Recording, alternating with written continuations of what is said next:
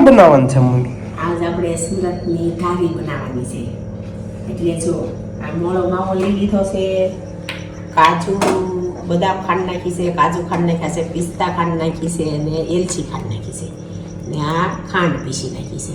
હવે આપણે મેંદાનો લોટ, ઘીનું મોણ દહીં હાલો બાંધી દઈએ. બરાબર, હાલો આપણે ઘીનું મોણ દઈ દઈએ.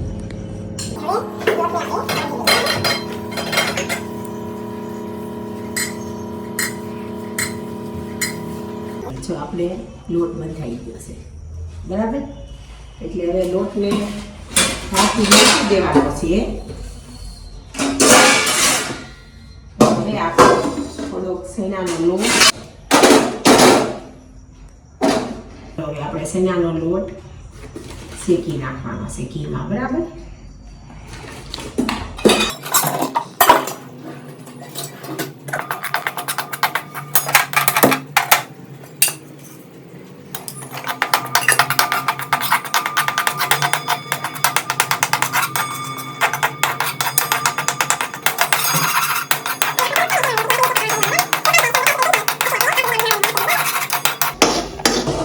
જો આપણે હવે શેકાઈ ગયો છે શેણાનો લોટ.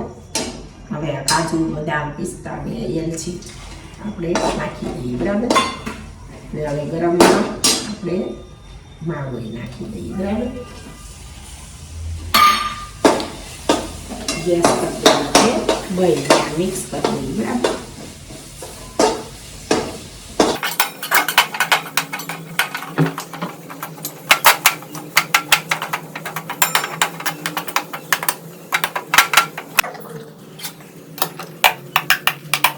છે ને ખાંડનું બૂરું નાખી દેવાનું છે. બરાબર,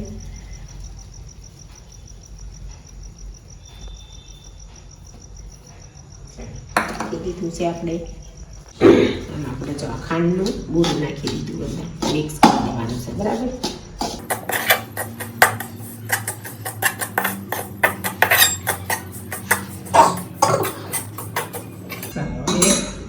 થઈ ગયું છે ત્યાં. બરાબર,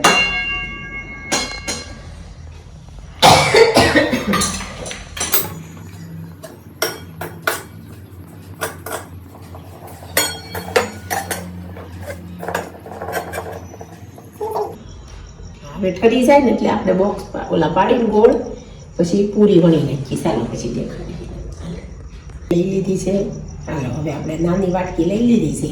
તમારા આગળ વાટકી ગમે એવું હોય એ લઈને પછી ભરી આપણે આવી રીતના બનાવી નાખવાના બધા. બરાબર,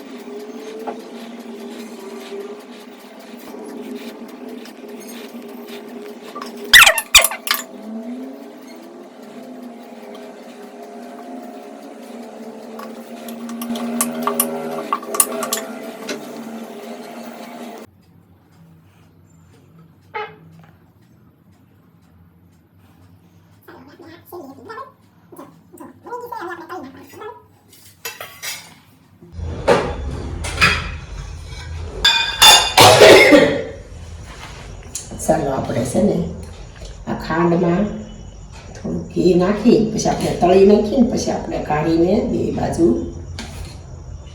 ઓલી કરવી પડશે. એટલે બનાવી નાખી પહેલાં. બરાબર,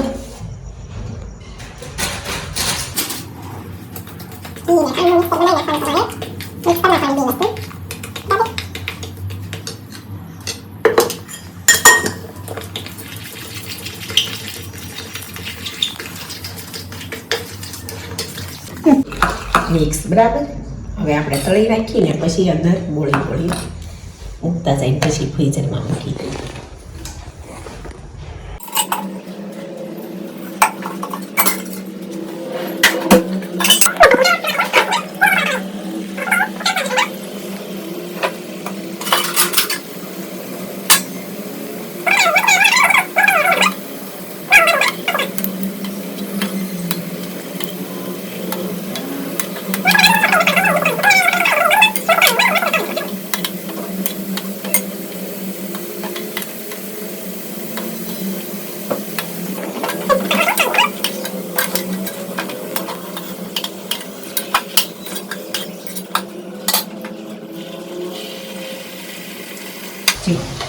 જોઈ શકો છો જો કેવી સરસ બે બાજુ તળાઈ ગઈ છે.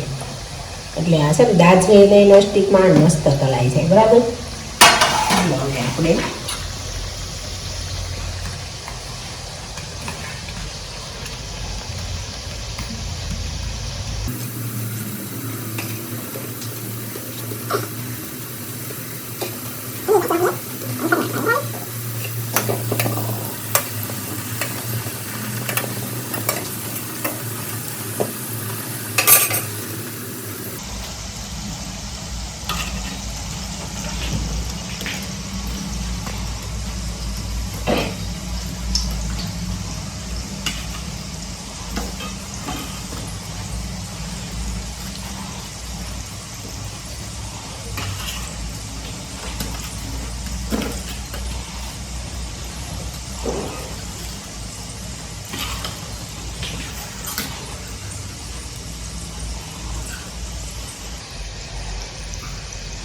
ચાલો આપણે પિસ્તાથી હવે ગાર્નિશ કરી નાખવાની. બરાબર, જો જોઈ શકો છો.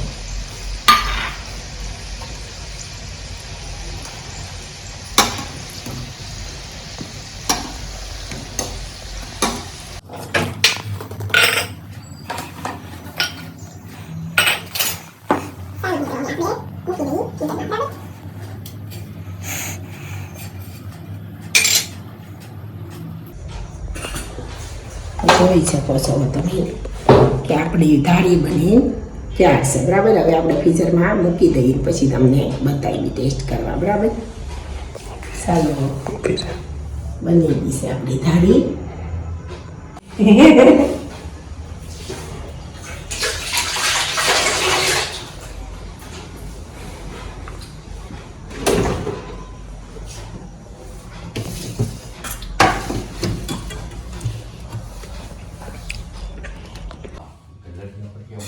તો જોવો મિત્રો, ખારી બની ગઈ છે ધારી. જો ધારી તો એટલી ખવાઈ ગઈ છે ને આપણે ફ્રીજમાંથી કાઢી લીધી છે. જોઈ શકો છો, વિડીયો બનાવવાનું મોડું થઈ ગયું, એટલી ધારી ખવાઈ ગઈ.